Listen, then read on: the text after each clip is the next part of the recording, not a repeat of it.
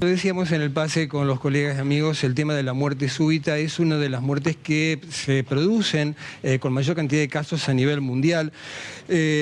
Vamos a hablar con el doctor Fernando Escasuso, que es cardiólogo y es jefe de electrofisiología y arritmias del Instituto Cardiovascular. En Argentina se dan a veces hasta 40.000 casos por año de muerte súbita. ¿A qué se debe esto, doctor? Buenas tardes y gracias por estar en esta posibilidad, dialogando con la gente a través de Canal 11 de Paraná. ¿Por qué se produce la muerte súbita y qué características tiene? Bueno, buenas tardes. Principalmente la causa de muerte súbita en la edad adulta es la enfermedad coronaria, es decir, el depósito de colesterol, vulgarmente denominado grasas, en las arterias del corazón, las van obstruyendo hasta que en algún momento estas se ocluyen por completo, generando una arritmia y un paro cardíaco.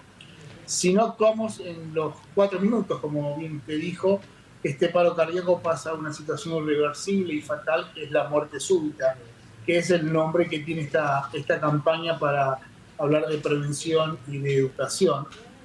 Pero todo empieza con el paro cardíaco, que es absolutamente recuperable si tenemos una buena cadena de supervivencia, y fundamentalmente a esto apunta la campaña de esta semana, de mejorar nuestra cadena de supervivencia para poder rescatar a las víctimas de paro cardíaco y que no se conviertan en muerte súbita.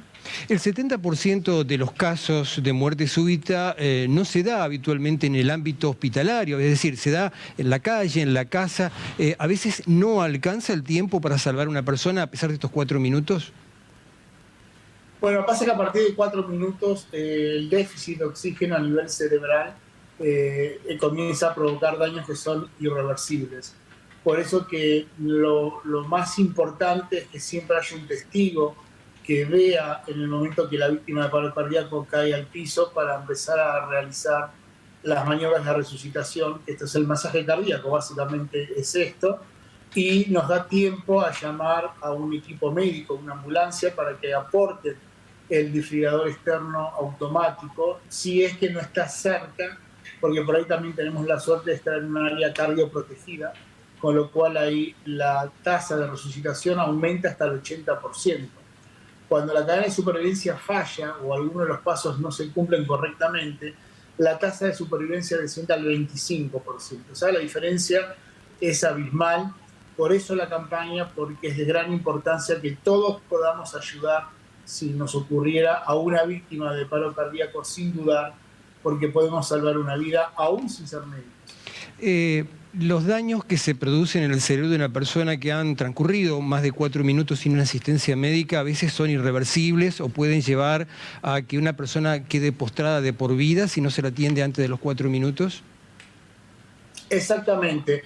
La célula del cerebro se llama neurona, es muy sensible a la concentración de oxígeno y es una célula que clínicamente no se regenera, por lo tanto una neurona que muere no es recuperada por otra, y esto hace que sea muy importante contar con esos 4 minutos para poder asistir y salvar una vida. Los casos de muerte súbita, por lo general, ¿tiene algún condicionamiento, por ejemplo, la edad o el sexo? Sí, cuando uno analiza las curvas de incidencia de episodios de muerte súbita, hay como 2 picos. Es al principio, hasta la adolescencia, donde las enfermedades que son genéticas y la patología, por lo tanto, es congénita, tienen un rol muy importante. Por suerte son mucho más infrecuentes que la del adulto, pero algunas de ellas pueden concursar con inestabilidad eléctrica y provocar el paro cardíaco. Y el segundo pico comienza a darse a partir de los 45 años, que es cuando la enfermedad coronaria, sobre todo en el hombre, comienza a tener mayor relevancia debido a nuestros hábitos y a nuestro estilo de vida. La enfermedad coronaria empieza a dar algunas manifestaciones y lamentablemente una de ellas puede ser el paro cardíaco con o sin evolución a la muerte súbita. Las características de la muerte súbita a veces se cree, o le pregunto a usted también, si es que aquel que lleva aparentemente una vida sana, que no tiene indicios, y de golpe se le produce esta situación. ¿Esto se repite muchas veces?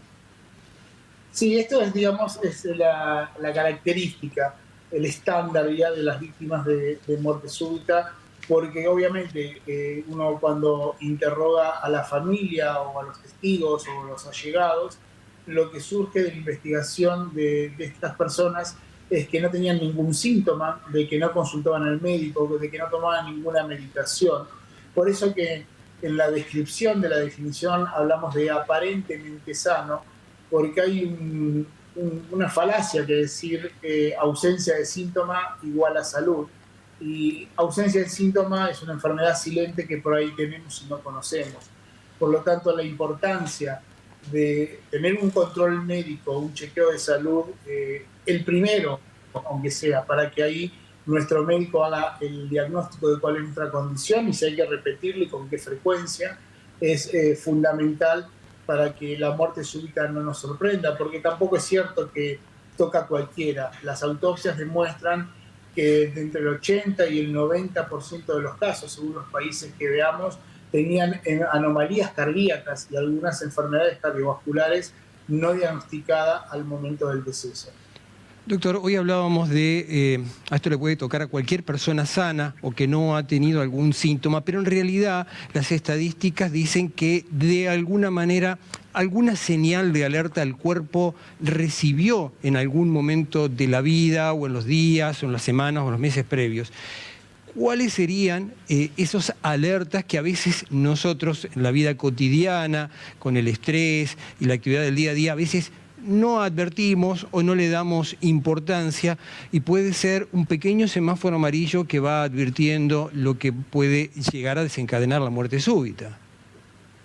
Sí, eso es muy importante recalcarlo. También de estos estudios surge que el 50% de las víctimas en la última semana tuvo algún síntoma que retrospectivamente pudo correlacionarse con el evento fatal que fue el de muerte súbita.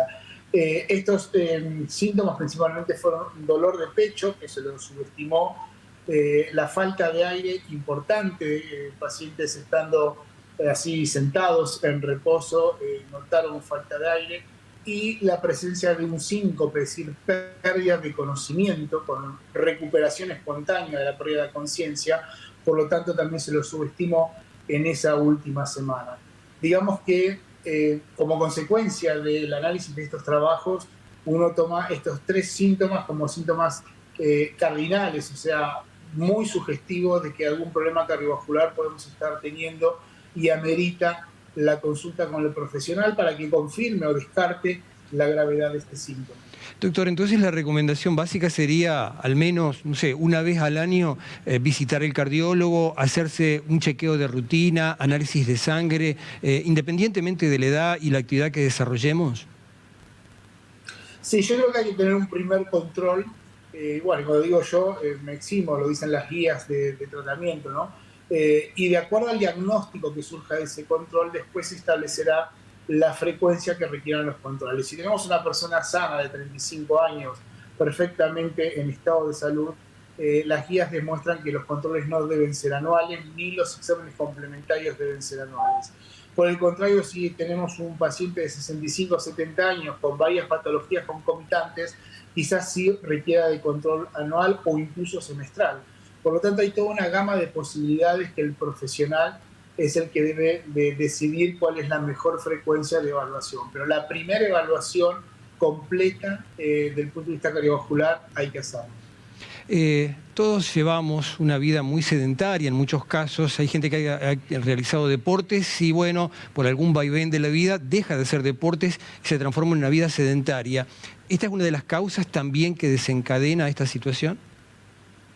Sí, porque el sedentarismo, digamos, pasamos de un círculo virtuoso, como sería hacer actividad física, a un círculo vicioso. El sedentarismo controla muy mal el peso, entonces vamos a encontrar que hay aumento de peso, aumenta el colesterol, predispone a la diabetes y la hipertensión, y también nos lleva a otras adicciones como puede ser una ingesta excesiva de alcohol o mismo el tabaquismo. Entonces, vemos como la modificación de un factor conlleva a la modificación de todos los otros y es un efecto en cadena que predispone o aumenta nuestro riesgo de tener un problema cardiovascular que lleve también a la muerte súbita. Doctor, la última. Desde el punto de vista de la legislación actual a nivel nacional, el tema de usar un desfibrilador, de alguna manera en la Argentina ya está contemplado, no es algo que la gente o las instituciones no lo conozcan. Le quiero decir que cada vez se exige más esto y estamos muy bien a nivel desde el punto de vista de la ley para prevenir estas cosas.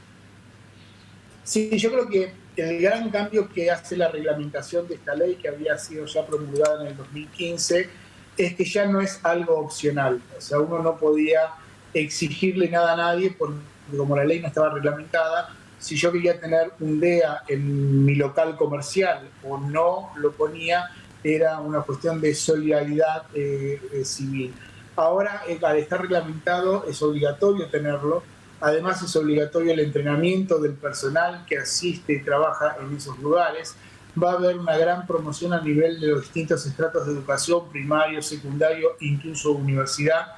Esto estoy seguro que va a mejorar la cadena de supervivencia y vamos a poner a resguardo a nuestras víctimas de paro cardíaco para que puedan seguir viviendo con una segunda oportunidad. En nuestro país, en la mayoría de las instituciones de los clubes o instituciones de bien público, ¿tienen desfibriladores? Porque una cosa es la ley, pero en la práctica usted como profesional, ¿cuál es su evaluación?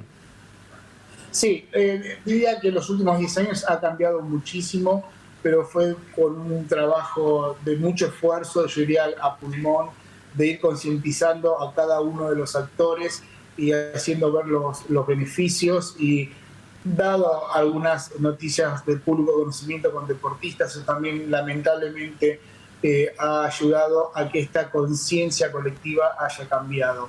Pero digo, el efecto nacional que tiene una promulgación con una reglamentación de la ley, creo que es el cambio más importante en este tema de salud de los últimos 10 años.